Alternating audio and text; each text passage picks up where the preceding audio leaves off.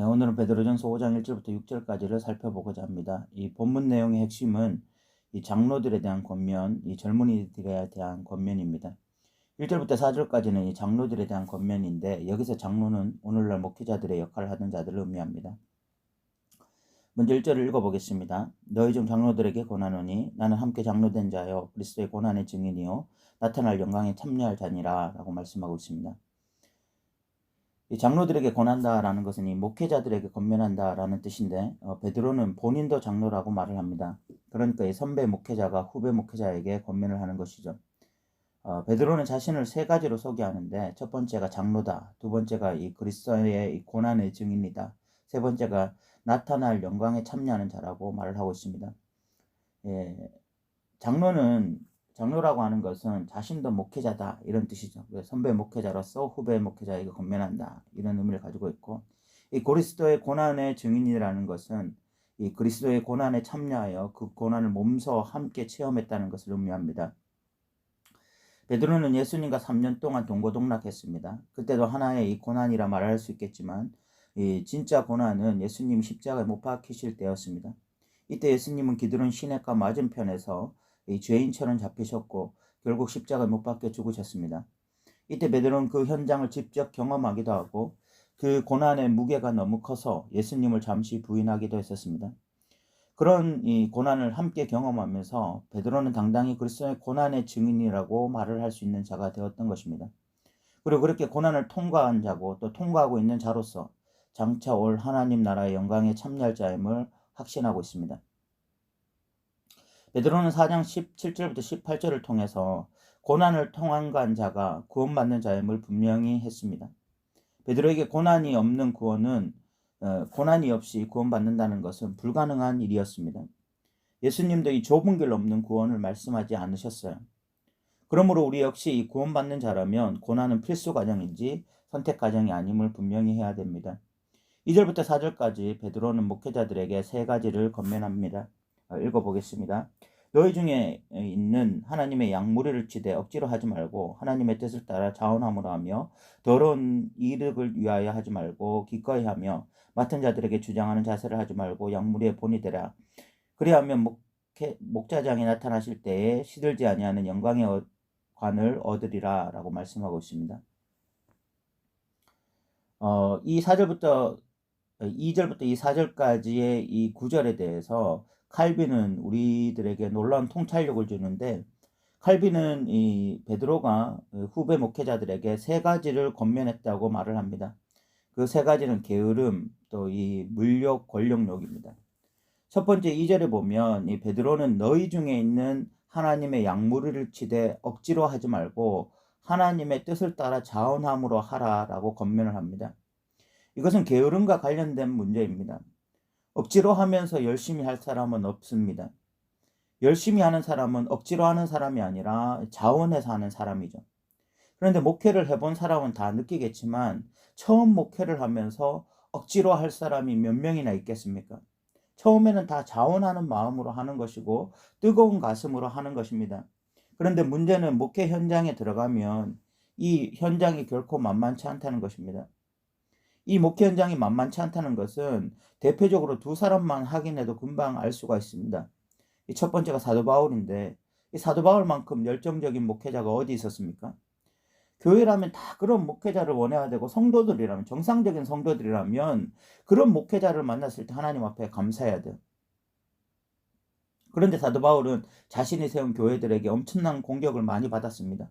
심지어 저 사람은 주의 종이 아니다, 진짜 목사 아니다 라는 비난을 받기도 했습니다. 그리고 자신에게 눈이라도 빼어주려고 했던 성도들은 바른 말을 하자 돌아서서 원수관계가 되었습니다.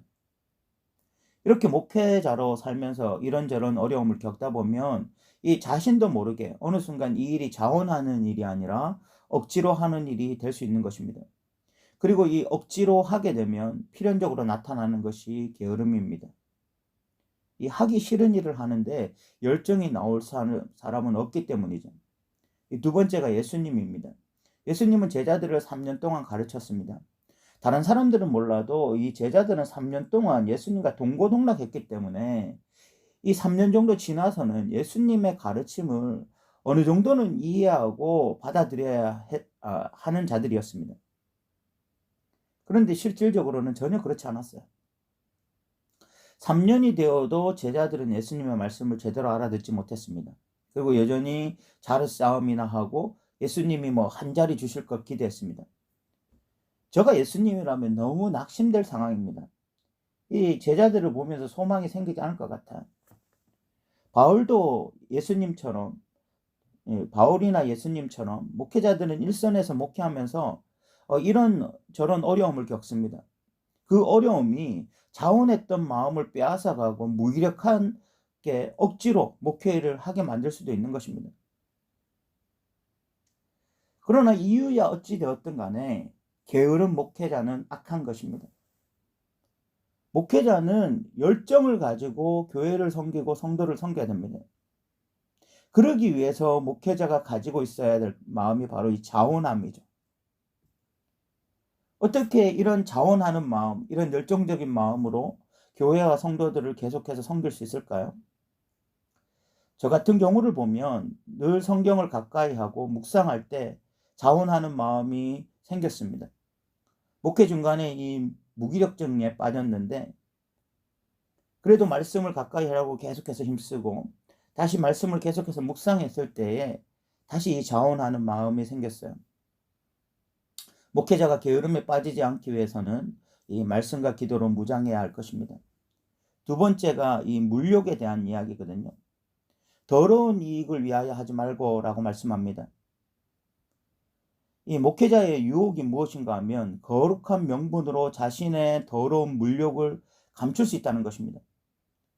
예를 들어 핵심은 교회 재정을 많게 하고 더 나아가 그 재정 확보를 위해서 확보를 통해서 자신의 봉급을 높이기 위함인데 뭐 표면적으로는 하나님께 마땅히 받아야 할 11조를 왜 바치지 않냐고 성도들을 압박하고 11조 생활이 진정 건강한 신앙생활이라고 강조할 수 있습니다. 그런데 이 성도들도 바보가 아니죠. 나중에는 목회자가 왜 그렇게 말하는지 다 알게 돼요. 그런데 성도들이 다 알 정도의 목회자는 그래도 순진한 편입니다. 여기서 순진하다는 건 결코 좋은 의미는 아닙니다만. 그런데 진짜 노련한 목회자들은 이 성도들이 존경하고 사랑하고 높이는데 실질적으로 뒤로는 더러운 이익을 추구할 수 있습니다. 그렇다면 여기서 말하는 더러운 이익은 무엇일까요? 이 목회자도 사례를 받아야 하고 남들처럼 정상적인 생활을 해야 되는데 그런 정상적인 사례를 받는 것도 더러운 이익에 속할 수 있을까요? 여기서 말하는 이 더러운 이익이란 하나님 나라에 앞서는 물질 추구를 말하는 것입니다. 목회자의 최대의 관심은 하나님 나라지 물질적 풍요가 아닙니다. 그런데 목회자가 늘 어떻게 하면 월급 좀 더 받을 수 있을까? 그런 생각에 빠져 있다면 그것이 더러운 이익인 것입니다. 세 번째가 권력욕입니다. 3절을 보시면 믿는 자들에게 주장하는 자세를 하지 말고 약물의 본이 되라 라고 말씀합니다.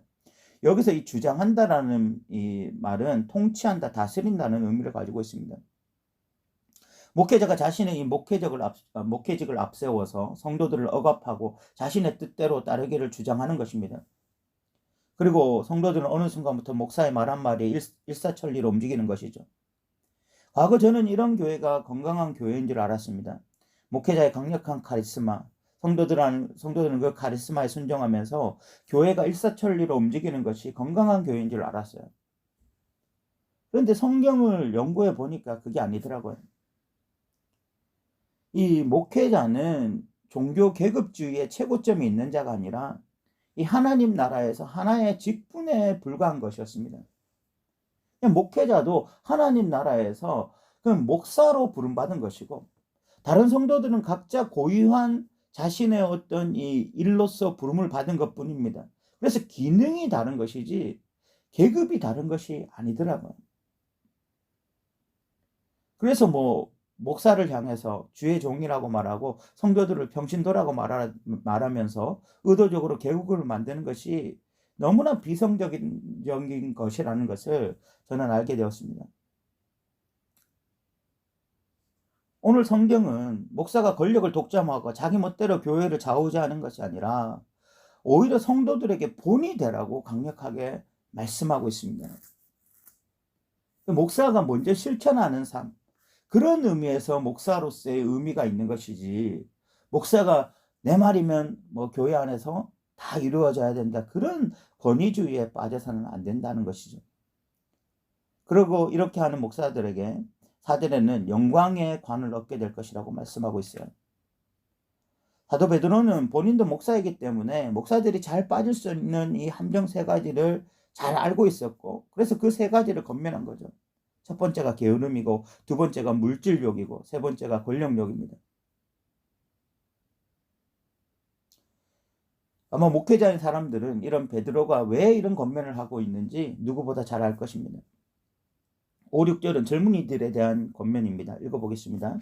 젊은 자들아 이와 같이 장로들에게 순종하고 다 서로 겸손함으로 허리를 동이라. 하나님은 교만한 자를 대적하시되 겸손한 자들에게는 은혜를 주시느니라. 그러므로 하나님의 능하신 손 아래에서 겸손하라. 때가 되면 너희를 높이시리라 라고 말씀하고 있습니다.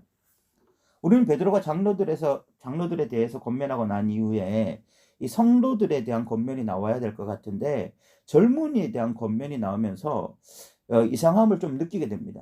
그렇다면 이 젊은 사람과 늙은 사람들에 대한 권면인가? 그렇다면 1절부터 4절까지의 이 장로는 목사들을 지칭하는 것이 아니라 교회의 어떤 늙은 장로들을 지칭하는 것인가? 라고 의문을 가질 수 있게 되죠.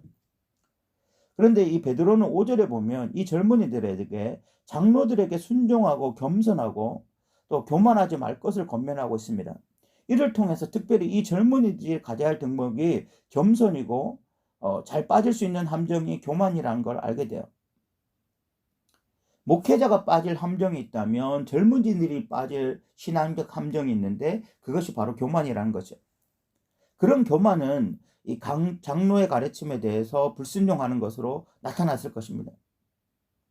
특별히 다른 계층보다는 이 젊은이 계층에서 이런 양상이 잘 나타났기 때문에 베드로는 의도적으로 장로들을 말하고 난 이후에 젊은이들을 말하고 있는 것으로 보입니다.